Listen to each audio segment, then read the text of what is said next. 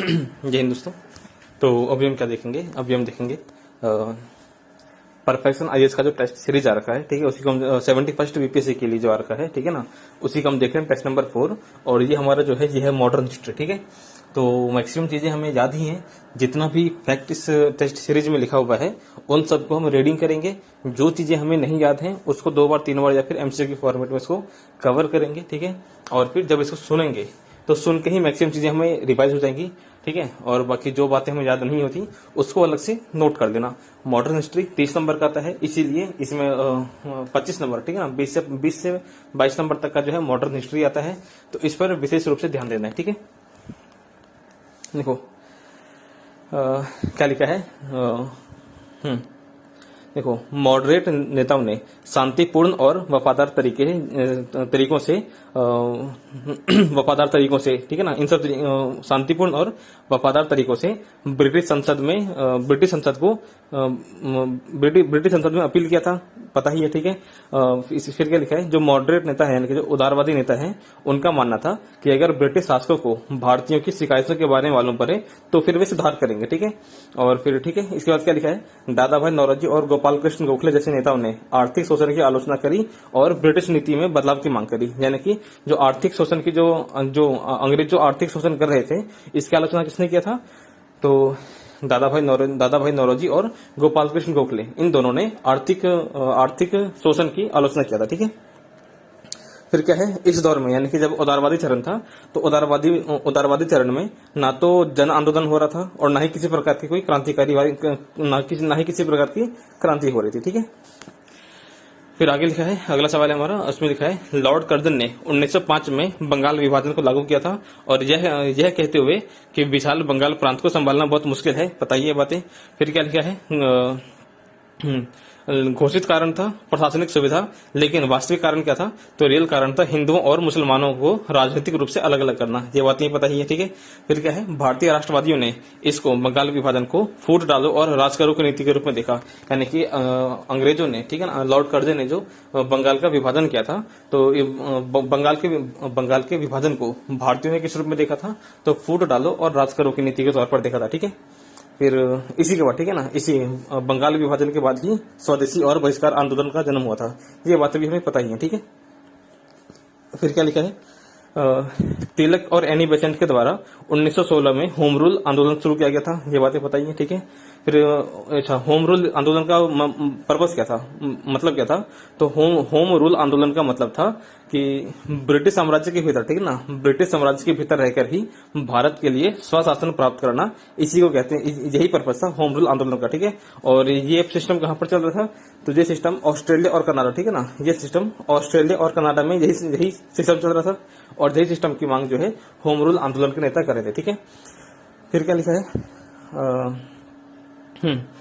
इसका उद्देश्य यानी कि होम रूल आंदोलन का उद्देश्य पूर्ण स्वतंत्रता प्राप्त करना नहीं था, बल्कि संवैधानिक अधिकार और शासन में भारतीय भागीदारी, इन दोनों की मांग करना, ठीक है। यानी कि होम रूल आंदोलन का मेन जो उद्देश्य था, वो यही उद्देश्य था कि भारतीय प्रशासन में भारतीयों को भागीदारी मिले और भारतीयों को संवैधानिक अधिकार प्राप्त हो, ठीक है, बस।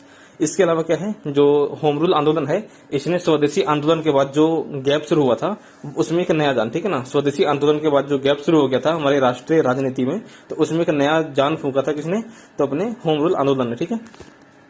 फिर क्या है, इस आंदोलन ने यानी कि होम रूल आंदोलन ने जनता में राजनीतिक शिक्षा का प्रसार किया, ठीक है, ये बातें बताई है। फिर क्या है, लखनऊ संधि के बारे में है, तो लखनऊ संधि भारत के एक मिनट, देखो, लखनऊ संधि क्या है, लखनऊ संधि जो है, इसमें भारत जो हिंदू और मुसलमान है, ठीक है ना, हिंदू और मुसलमान जो है, इन दोनों के बीच जो समझौता हुआ था वो हुआ था लखनऊ संधि के तहत, ठीक है। फिर इसके अलावा कांग्रेस और मुस्लिम लीग, इन दोनों में भी जो समझौता हुआ था, ठीक है ना, संवैधानिक सुधार को लेकर के जो समझौता हुआ था वो भी लखनऊ संधि के तहत हुआ था, ठीक है। फिर क्या है, कांग्रेस ने मुसलमानों के लिए पृथक निर्वाचक मंडल को स्वीकार कर दिया, यानी कि लखनऊ संधि के तहत, ठीक है ना, लखनऊ समझौते के तहत ही कांग्रेस ने मुसलमानों के लिए, कांग्रेस ने ये बात मान लिया था कि मुसलमानों को पृथक निर्वाचक मंडल दिया जाएगा, ठीक है। फिर क्या है, अच्छा, इसने कांग्रेस के उदारवादी और उग्रवादी धाराओं को भी फिर से एकजुट करने में मदद किया, बताइए कि उदारवादी और कांग्रेस में जो उदारवादी और उग्रवादी है, इन दोनों का जो सम्मेलन है, इन दोनों का जो वो है, जो समझौता हुआ है, वो भी लखनऊ अधिवेशन के तहत हुआ था। ठीक है, एक मिनट वेट करिए, एक मिनट। आगे क्या है, देखो 1909 का जो मार्ले मिंटो एक्ट आया था, इसमें मुसलमानों के लिए पृथक निर्वाचक मंडल शुरू किया गया था। ये बातें हमें पता ही है। ठीक है, और ये जो मुसलमानों के लिए जो पृथक निर्वाचक मंडल शुरू किया गया था, ये भारत के पॉलिटिकल इतिहास में बहुत बड़ा परिवर्तन है। ठीक है ना, भारत के पॉलिटिकल इतिहास में बहुत बड़ा परिवर्तन था। ठीक है, फिर क्या है, 1909 का जो एक्ट है, इसने विधान परिषद का आकार बढ़ा दिया। ठीक है ना, 1909 के एक्ट ने जो भारतीय विधान परिषद है उनका आकार बढ़ा दिया, और उनमें जो भारतीयों का प्रतिनिधित्व है उसको भी बढ़ा दिया था। ठीक है, फिर 1919 के एक्ट के बारे में है, 1919 का जो एक्ट है, इसमें द्वैत शासन शुरू किया गया। ठीक है ना, 1919 के एक्ट के माध्यम से भारत में द्वैत शासन शुरू किया गया था। ठीक है, और फिर ठीक है, फिर आगे देखो 1919 का जो एक्ट आया था, इसको क्या कहते हैं पता ही है। ठीक है, लेकिन द्वैत शासन कहां पर शुरू किया था, तो 1919 के एक्ट के माध्यम से प्रांतों में, कहां पर, प्रांतों में द्वैत शासन शुरू किया गया था। और ध्यान क्या रखना है, 1935 में प्रांतों में द्वैत शासन को खत्म करके केंद्र में द्वैत शासन शुरू किया गया था। और 1919 में जो द्वैत शासन शुरू किया गया था प्रांतों में, इसमें इस द्वैत शासन में क्या था, तो जितने भी विषय हैं, ठीक है ना, शासन करने के जितने भी विषय होते हैं, उनको दो कैटेगरी में बांटा गया था। एक था हस्तांतरित विषय और दूसरा था आरक्षित विषय। ठीक है, हस्तांतरित विषय वो था जिस पर भारतीय मंत्री मंत्रियों के हेल्प से जो गवर्नर है वो शासन करता था, वो हो गए हस्तांतरित विषय। और आरक्षित विषय वो हो गए जिसमें जो ब्रिटिश वर्ग, जहां पर ब्रिटिश मंत्री जो है, जो ब्रिटिश वर्ग है, उनके नियंत्रण में जो विषय थे उसको कहते हैं आरक्षित विषय। ठीक है, फिर अच्छा, ये जो 1919 का जो एक्ट है उसको स्वशासन के, ठीक है ना, स्वशासन की दिशा में काफी महत्वपूर्ण कदम कहते हैं किसको, 1919 को एक्ट में। ठीक है, फिर क्या है, अच्छा अब आगे क्या है, सूरत विभाजन के बारे में है। तो सूरत विभाजन 1907 में हुआ था। ठीक है, और कहां पर, सूरत में हुआ था। जब सूरत में जो कांग्रेस का अधिवेशन हुआ था, उसी टाइम पर 1907 ईस्वी में कांग्रेस का दो गुटों में विभाजन हो गया था, उदारवादी और उग्रवादी। ठीक है ना, उदारवादी गुट के जो नेता थे वो थे गोपाल कृष्ण गोखले, और विभाजन के टाइम पर उग्रवादी गुट के जो नेता थे वो थे बाल गंगाधर तिलक। कौन थे, बाल गंगाधर तिलक। ये बातें बताइए। ठीक है, फिर क्या है, ये जो, अच्छा ये किस चीज को लेकर हुआ था, ये जो दोनों में विभाजन, कांग्रेस के दोनों गुटों में जो विभाजन हुआ था, वो कांग्रेस के अध्यक्ष के चयन को लेकर के शुरू हुआ था। ठीक है, और फिर बाद में, ठीक है, ये जो विभाजन हुआ था 1907 में, वो लगभग 9 साल के बाद 1916 में जो लखनऊ अधिवेशन हुआ था, उस टाइम पर ये खत्म हुआ। ये बातें भी हमें पता ही है। ठीक है, फिर क्या है, अगला सवाल है, उग्रवादी भावनात्मक अपील, विदेशी वस्तुओं के बहिष्कार, स्वदेशी और आक्रामक राष्ट्रवाद का उपयोग करके राजनीतिक उद्देश्यों की प्राप्ति में विश्वास रखते थे। समझेंगे इसको। देखो, जो उग्रवादी नेता हैं वो क्या करते थे, विदेशी वस्तुओं का बहिष्कार करते थे। ठीक है, और जो वो है, एक मिनट, हाँ ठीक है, मतलब इन तरीकों से जो है वो क्या करते हैं, इन तरीकों से अपने राजनीतिक उद्देश्यों की पूर्ति करने में विश्वास रखते थे। किस तरीके से, तो विदेशी वस्तुओं का बहिष्कार करना, या फिर कोई वो क्या बोलते हैं, आक्रामक राष्ट्रवाद का यूज करना, इन सब तरीके से। ठीक है, जबकि जो उदारवादी है वो क्या करते थे, वो बस याचिका प्रार्थना, इन सब पर डिपेंड थे। ये बातें हमें पता ही है। फिर क्या है,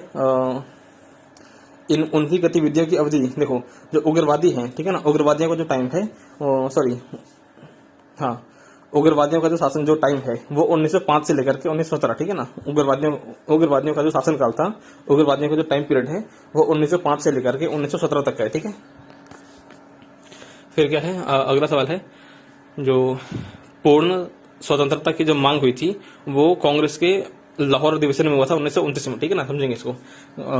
कांग्रेस ने पूर्ण स्वतंत्रता को अपना लक्ष्य कब बनाया था, तो 1929 में, 1929 में जो लाहौर अधिवेशन हुआ था, उसी टाइम पर कांग्रेस ने पूर्ण स्वतंत्रता को, ठीक है ना, पूर्ण स्वतंत्रता को अपना लक्ष्य बना लिया था। ठीक है, फिर ये अधिवेशन हुआ था लाहौर में हुआ था 1929 में, और इसके अध्यक्ष कौन थे, इसके अध्यक्ष थे जवाहरलाल नेहरू। कौन थे, लाहौर अधिवेशन जो हुआ था 1929 में, इस टाइम पर अध्यक्ष थे जवाहरलाल नेहरू। ठीक है, और फिर इसी के बाद, ठीक है ना, इसी के बाद जो है 26 जनवरी 1930 को, कब, 26 जनवरी 1930 को पूरे देश में स्वतंत्रता दिवस मनाया गया था। ठीक है, कब, 26 जनवरी 1930 को। ठीक है, फिर इससे पहले के जो अधिवेशन हुए थे उसमें डोमिनियन स्टेट, ठीक है ना, यानी 1929 से पहले जितने भी अधिवेशन हुए थे उस टाइम पर क्या मांग रहे थे, उस टाइम पर कांग्रेस की एक ही मांग थी कि भारत को डोमिनियन स्टेटस प्राप्त हो जाए। लेकिन 1929 का जो अधिवेशन हुआ था उस टाइम पर अपना जो लक्ष्य है उसको चेंज करके क्या रख दिया कि पूर्ण स्वतंत्रता, ठीक है।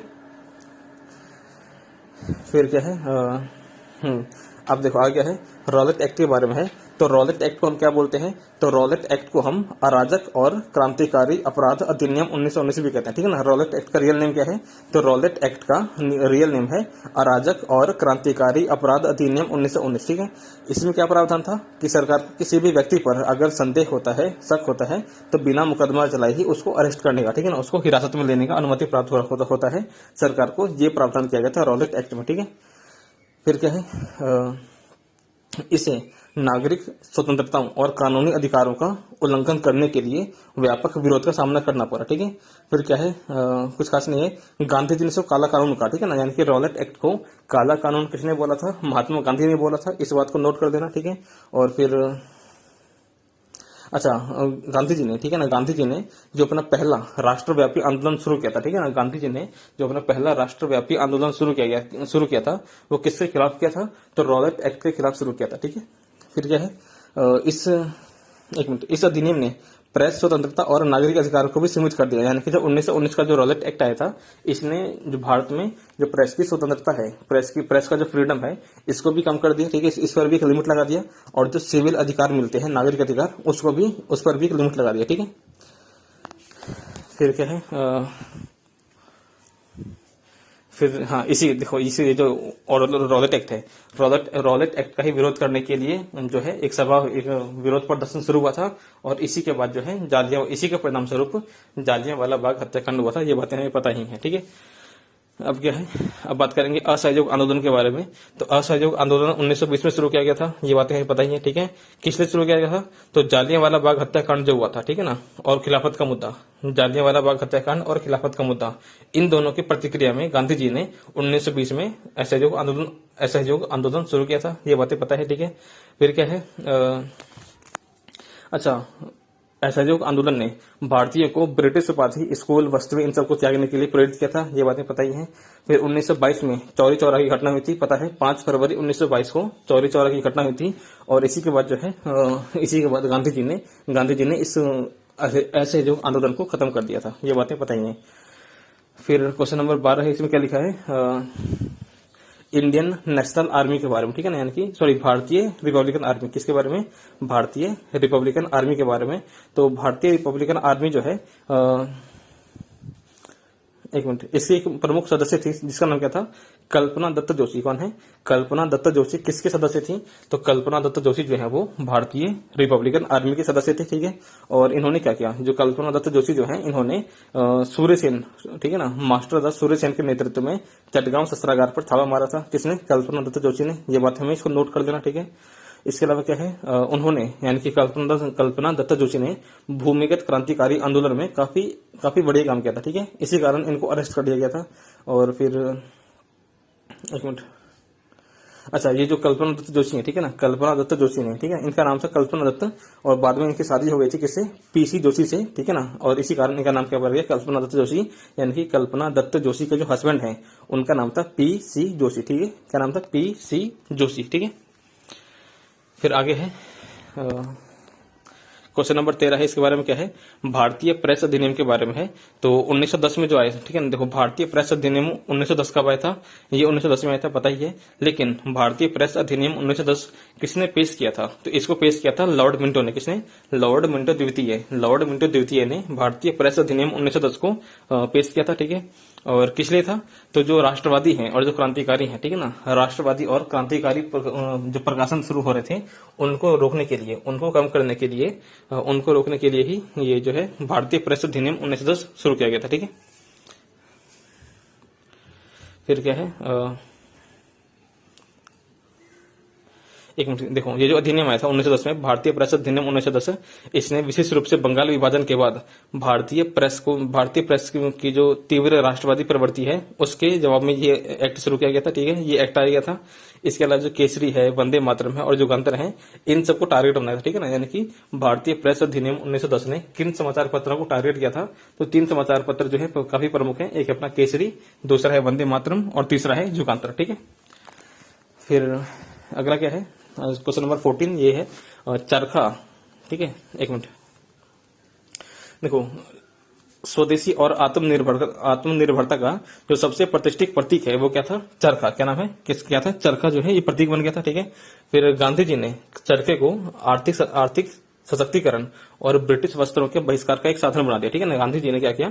चरखा को आर्थिक सशक्तिकरण का एक माध्यम बना दिया। ठीक है, इसके अलावा जो ब्रिटिश वस्त्रों के बहिष्कार का जो है इसके एक साधन के रूप में भी चरखा को प्रसारित किया था गांधी जी ने। ठीक है, फिर गांधी जी ये चरखा जो है गांव के उद्योगों के पुनरुद्धार, विकेंद्रीकरण और श्रम की गरिमा का प्रतीक था। इस बात में उतना ध्यान नहीं रखना। ठीक है, फिर क्या है, कांग्रेस ने आजादी से पहले अपने जो आधिकारिक ध्वज है उसमें भी चरखा को शामिल किया। यानी कि चरखा जो है इसको किसने शामिल किया था?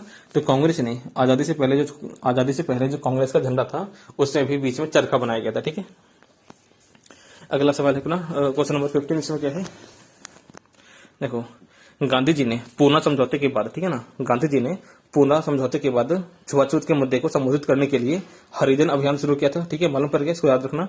हरिजन अभियान किसने शुरू किया था? गांधी जी ने। किसके बाद? पूना समझौते के बाद शुरू किया था। किस लिए? तो छुआछूत के मुद्दे को संबोधित करने के लिए शुरू किया था हरिजन अभियान। ठीक है, और फिर गांधी की जो साप्ताहिक पत्रिका है उसका नाम था हरिजन। ठीक है ना, गांधी जी की हरिजन जो है किसकी पत्रिका थी? तो हरिजन महात्मा गांधी की साप्ताहिक पत्रिका थी। और हरिजन पत्रिका के माध्यम से ही गांधी जी समाज में जो जातिगत भेदभाव फैला हुआ है उसको खत्म करने का अपील किया था। किसने? गांधी जी ने। किसके माध्यम से? हरिजन के माध्यम से। ठीक है, और गांधी जी ने, ठीक है ना, गांधी जी जो है इन्होंने क्या किया, इसको छुआछूत हरिजन अभियान के तहत, ठीक है ना, गांधी जी ने जो हरिजन अभियान शुरू किया था, तो हरिजन अभियान के तहत गांधी जी ने पूरे भारत में यात्रा किया। ठीक है, जितने भी गांव हैं उन सब में दौरा किया और जितने भी वो हैं जो मंदिर वगैरह, गांव में जो मंदिर वगैरह हैं उन सब में हर एक जाति के लोगों को प्रवेश करने का इजाजत दिया। ठीक है ना, यानी कि उसकी इजाजत दिलवाया। ठीक है, अब देखो भारत छोड़ो आंदोलन के बारे में है। तो भारत छोड़ो आंदोलन कब शुरू हुआ था? 8 अगस्त 1942 को। कब हुआ था? 8 अगस्त 1942 को शुरू हुआ था। ठीक है, और फिर किसके बाद शुरू हुआ था? तो क्रिप्स मिशन जब फेल होगा, ठीक है ना, क्रिप्स मिशन के फेल होने के बाद 8 अगस्त 1942 को भारत छोड़ो आंदोलन शुरू हुआ था। ठीक है, फिर अच्छा, ये क्या मांग कर रहे थे? तो अच्छा, किसके लिए? तो सेकेंड वर्ल्ड वॉर के टाइम पर भारत से अंग्रेजों की तत्काल वापसी की मांग के लिए शुरू किया गया था भारत छोड़ो आंदोलन। ठीक है, फिर गांधी जी ने कौन सा नारा दिया था? करो या मरो। कौन सा? करो या मरो का नारा दिया था। ठीक है, फिर एक मिनट, अच्छा, ये जो है भारत छोड़ो आंदोलन जो है ये कांग्रेस के तीव्र चरणों में, ठीक है ना, कांग्रेस के सबसे तीव्र आंदोलनों में से एक था अपना। कौन सा? भारत छोड़ो आंदोलन। ठीक है, फिर अगला क्या है, भारत कला भवन के बारे में है। तो भारत कला भवन जो है ये किसका संग्रहालय है? तो भारतीय कला और संस्कृति, ठीक है ना, भारतीय कला और संस्कृति का एक प्रमुख म्यूजियम बना हुआ है जिसका नाम है भारत कला भवन। और ये कहाँ पर है?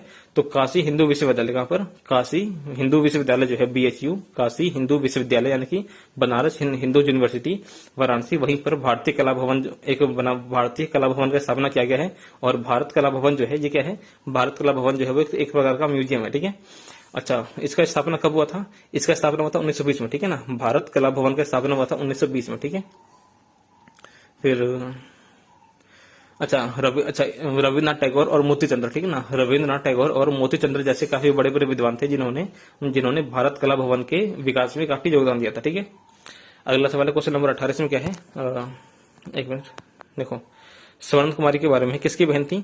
तो स्वर्ण कुमारी किसकी बहन थी? रविन्द्रनाथ टैगोर की बहन थी स्वर्ण कुमारी। ठीक है, और इन्होंने कौन सी पत्रिका का संपादन किया था? तो स्वर्ण कुमारी देवी ने भारती, ठीक है ना, भारतीय नाम के पत्रिका का संपादन शुरू किया था। ठीक है, फिर किस लिए? तो सभी समाज सुधार करने के लिए जो है ये वाला भारतीय पत्रिका शुरू किया था। ठीक है, फिर कुछ खास नहीं है। ठीक है, अब देखो क्वेश्चन नंबर 19 इसके बारे में क्या है? तो कैबिनेट मिशन योजना के बारे में है। कैबिनेट मिशन योजना का पर्पस क्या था? तो कैबिनेट मिशन योजना का पर्पस था विभाजन से बचना। ठीक है, और भारत के लिए भारत का संविधान बनाने के लिए एक संविधान सभा का गठन करना, ठीक है। यानी कि कैबिनेट मिशन योजना का 2 प्लान था। पहला प्लान, इसका 2 पर्पज थे इसके, कैबिनेट मिशन के 2 पर्पज थे। पहला पर्पज था भारतीयों के लिए भारत को विभाजन से बचाना, और दूसरा इसका उद्देश्य था कि भारतीयों के लिए एक संविधान सभा का गठन करना, ठीक है। इस फिर क्या है, एक मिनट, अच्छा, कैबिनेट मिशन ने क्या किया था, तो जो हमारे प्रांतों है, ठीक है ना, प्रांतों के समूह के साथ एक संघीय ढांचे और एक अंतरिम सरकार की सिफारिश करी, ठीक है ना। यानी कि कैबिनेट मिशन ने किस चीज की सिफारिश करी थी, तो कैबिनेट मिशन ने 2 सिफारिश करी। पहला क्या है, एक तो क्या हो, प्रांतों संघीय ढांचा बन जाए, ठीक है, इसका सिफारिश किया, और दूसरा क्या है, एक अंतरिम सरकार का गठन हो जाए। इन दोनों का सिफारिश किया था कैबिनेट मिशन ने, ठीक है। अच्छा, लेकिन ये क्या रहा, फेल हो गया, पास हुआ, फेल हो गया, ठीक है ना। कैबिनेट मिशन प्लान जो है ये सांप्रदायिक मतभेद के कारण जो है ये फेल हो गया, ठीक है। सॉरी, कैबिनेट मिशन तो ठीक रहा, लेकिन ये जो संघीय ढांचा बनाने का जो विचार था, ठीक है ना, संघीय ढांचा बनाने का जो विचार था, ये विचार जो है फेल हो गया था, ठीक है। यानी कि भारत जो है एक जो है संघीय ढांचे के रूप में भारत जो है एक संघीय ढांचा नहीं बन पाया, ठीक है। लेकिन इसके बावजूद जो है भारत के लिए संविधान सभा का गठन हो गया। यानी कि कैबिनेट मिशन जो है अपने एक उद्देश्य को तो पूरा कर ले, लेकिन दूसरे उद्देश्य को पूरा नहीं कर पाए, ठीक है। फिर अगला क्या है, पाथेर दाबी के बारे में है। पाथेर दाबी एक क्या है, इसके राइटर कौन थे, तो पाथेर दाबी के राइटर कौन थे, पाथेर दाबी के राइटर थे शरत चंद्र चट्टोपाध्याय। कौन थे, शरत चंद्र चट्टोपाध्याय, ठीक है। फिर अच्छा, इसमें क्या है, पाथेर दाबी जो है एक उपन्यास है, इसमें एक गुप्त क्रांतिकारी संगठन के बारे में लिखा है, ठीक है ना। पाथेर दाबी में एक गुप्त क्रांतिकारी संगठन के बारे में लिखा हुआ है, ठीक है। फिर अच्छा, 1920 का जो दशक था, ठीक है ना, कब प्रकाशित हुआ था, तो पाथेर दाबी का प्रकाशन जब 1920 में हुआ, ठीक है ना। 1920 के दशक में पाथेर दाबी का प्रकाशन शुरू हुआ था, ठीक है, प्रकाशन हुआ था। और इसमें जो है जो युवा हैं, यूथ हैं, इनको बलिदान करने के लिए प्रेरित किया गया था, ठीक है। फिर क्या है, देखो, अंग्रेजों ने, ठीक है ना, अंग्रेजों ने क्या किया, ये जो पाथेर दाबी है इसको बैन कर दिया, ठीक है। और इसके बावजूद, ठीक है ना, इसके बावजूद तो भूमिगत रूप से ये जो उपन्यास है ये काफी ज्यादा प्रसारित हुआ था, ठीक है। फिर अगला सवाल है हमारा क्वेश्चन नंबर 21। इसमें क्या है, प्रेस ने जनमत बनाने और जनता को राजनीतिक मुद्दों पर शिक्षित करने में काफी इंपॉर्टेंट रोल निभाया, ठीक है ना। यानी कि ठीक है, ये तो बात पता ही है कि भारतीयों को राजनीतिक मुद्दों पर शिक्षित करने में सबसे इंपॉर्टेंट रोल किसका है, वो है प्रेस का, ठीक है। फिर क्या है, जो तिलक है, ठीक है ना, तिलक ने केसरी और मराठा, गांधी की जंग इंडिया और हरिजन, ये सब पत्रिकाएं ऐसी थी जिन्होंने क्या किया, जिन्होंने भारतीयों में राजनीतिक मुद्दों को बढ़ाया था, ठीक है। फिर अंग्रेजों ने क्या किया, ठीक है ना, अंग्रेजों ने क्या किया, इसको प्रेस को दबाने के लिए, ठीक है ना, अंग्रेजों ने भारतीय प्रेस को दबाने के लिए वर्नाकुलर प्रेस एक्ट 1878 लागू किया था, पता ही है, ठीक है। इसके अलावा भारतीय प्रेस एक्ट 1910, ठीक है ना, भारतीय प्रेस एक्ट 1910 जो है ये भी जो पारित किया गया था वो इसीलिए किया गया था ताकि भारत में पत्रकारिता का दमन हो, ठीक है। फिर अगला सवाल है 1813 का जो चार्टर एक्ट है, ठीक है ना, 1813 का जो चार्टर अधिनियम आया था ये क्या था, तो एक ऐसा कानून था जिसमें भारत में ईस्ट इंडिया कंपनी के व्यापारिक अधिकार को खत्म करके चाय और चीन के व्यापार को छोड़ दिया गया, ठीक है, पता ही है। फिर क्या है, 1813 का चार्टर एक्ट जो है इसने जो ईसाई मिशनरी हैं उनको भारत में प्रवेश करने का जो है अनुमति दे दिया था, ये बात ही हमें पता है, ठीक है। फिर अच्छा, इसी एक्ट में ये प्रावधान था कि भारतीयों की शिक्षा के लिए 1 लाख रुपए जो है वो हर साल अनुदान दिया जाएगा, ठीक है, हर साल अनुदान दिया जाएगा, ठीक है। और ये जो है भारतीय शिक्षा नीति में पहला औपचारिक सरकारी पहल था, ठीक है। फिर क्या है, प्रेस रेगुलेशन एक्ट के बारे में है, तो प्रेस रेगुलेशन एक्ट जो है 1799, इसमें क्या है, लॉर्ड वेलेस्ली ने इसको लागू किया, समझेंगे इसको। प्रेस रेगुलेशन अधिनियम 1799 इसको किसने लागू किया था, तो लॉर्ड वेलेस्ली ने, ठीक है ना, इसको नोट कर देना आप। प्रेस रेगुलेशन अधिनियम 1799, ठीक है, इसको लागू किया था किसने, लॉर्ड वेलेस्ली ने, ठीक है। किस लिए किया था, तो नेपोलियन युद्ध जो हो रहे थे, ठीक है ना, और जो नेपोलियन वॉर के टाइम पर जो क्रांतिकारी और देशद्रोही जो है सामग्री हो रहे थे उन सबको रोकने के लिए प्रेस रेगुलेशन अधिनियम 1799 लागू किया था लॉर्ड वेलेस्ली ने, ठीक है। एक मिनट, अच्छा, इस अधिनियम में प्रावधान क्या था, एक मिनट वेट करिए। देखो, मोटा मोटी इस अधिनियम में ये प्रावधान था कि किसी भी समाचार पत्र को पब्लिश करने से पहले अंग्रेजों के पास दिया जाएगा ताकि अंग्रेज इसको पढ़ सके, ठीक है, एविडेंस के तौर पर दिया जाएगा पब्लिश करने से पहले, ठीक है, ये प्रावधान था। फिर क्या है, अच्छा, अच्छा, ये जो अधिनियम जो आया था 1799, ये भारत में जो प्रेस सेंसरशिप का पहला एग्जांपल जो है, ठीक है ना, भारत में प्रेस सेंसरशिप का जो पहला एग्जांपल है वो यही वाला अधिनियम है, प्रेस रेगुलेशन अधिनियम 1799, ठीक है। ये पहला प्रेस सेंसरशिप अधिनियम है, ठीक है। फिर एक मिनट, अच्छा, इसका पर्पस क्या था? तो इसका पर्पस ये था कि जो देसी भाषा के जो प्रेस हैं और ईस्ट इंडिया कंपनी की आलोचना करने वाले जो यूरोपीय संपादक हैं उन पर कंट्रोल करना, ठीक है ना। यानी कि प्रेस सेंसरशिप का मेन पर्पस था देसी भाषाओं के प्रेस पर कंट्रोल करना, और दूसरा जो ईस्ट इंडिया कंपनी की आलोचना करने वाले जो यूरोपियन संपादक हैं उनको कंट्रोल करना। ये दोनों पर्पस था किसका? प्रेस सेंसरशिप का, ठीक है। फिर अगला क्वेश्चन नंबर 24, इसमें क्या लिखा है? रानी गैडिनलियो के बारे में है।